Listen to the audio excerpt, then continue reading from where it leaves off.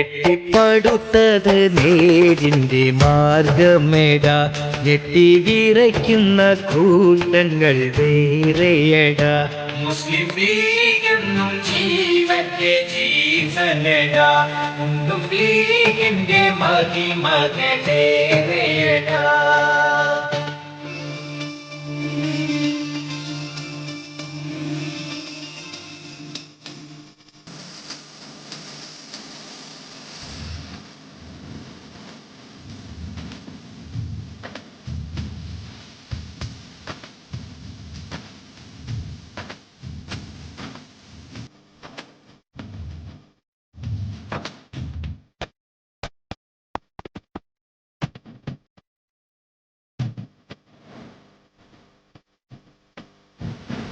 ഇല്ല കുറയില്ല ലീഗിന്റെ വീറും ചൊടി, ഇല്ല താഴില്ല ഒരു നാടും പച്ചക്കൊടി.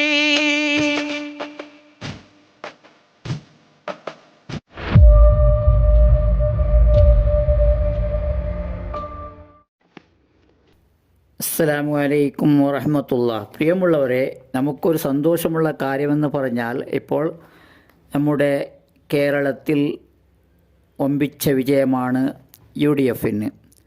LDF പരാജയപ്പെട്ടു. ഞാൻ ഒരുപാട് പ്രാവശ്യം പറഞ്ഞതാണ്, 60 സീറ്റിനേക്കാൾ മുകളിലേക്ക് LDF പോവുകയില്ല എന്ന്. LDF-നോട് വിരോധമുണ്ടായിട്ടുമൊന്നുമല്ല.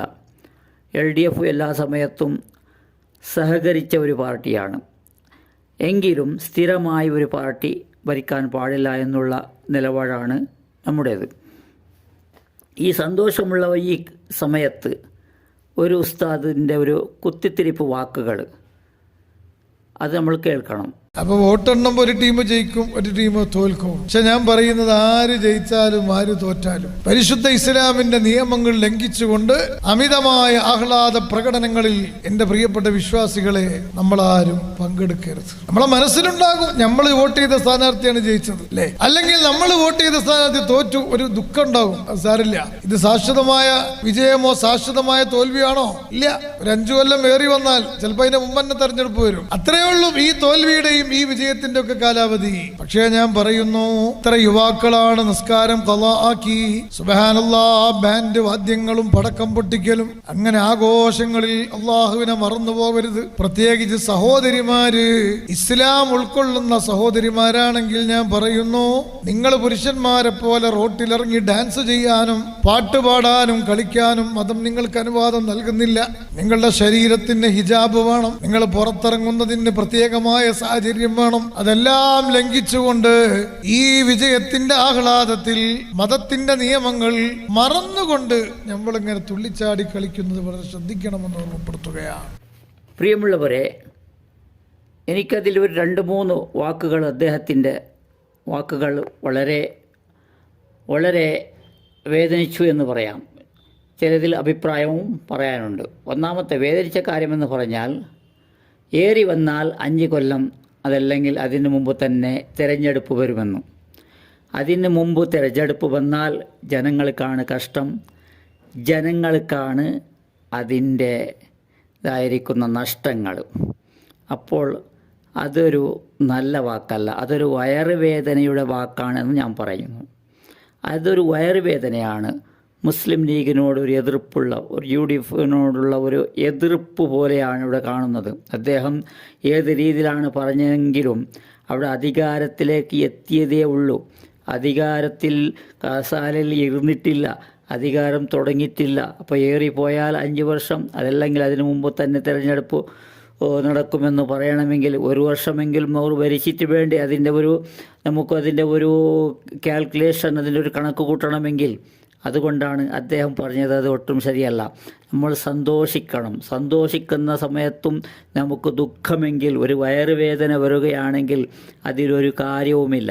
ഇതിനേക്കാൾ കൂടുതൽ ഞാൻ പറയുന്നില്ല. പിന്നെ അദ്ദേഹം പറഞ്ഞത് വാദ്യങ്ങളും ബാൻഡുകളും വാദ്യങ്ങളും അതെല്ലാം അത്ര ആഹ്ലാദിക്കാൻ പാടില്ല, ഇതെല്ലാം അദ്ദേഹം പറയുന്നു.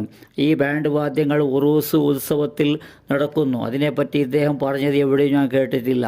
വേറൊരു ഉസ്താദാണെങ്കിൽ പറയുന്നത് ഞാൻ കേട്ടിട്ടുണ്ട്.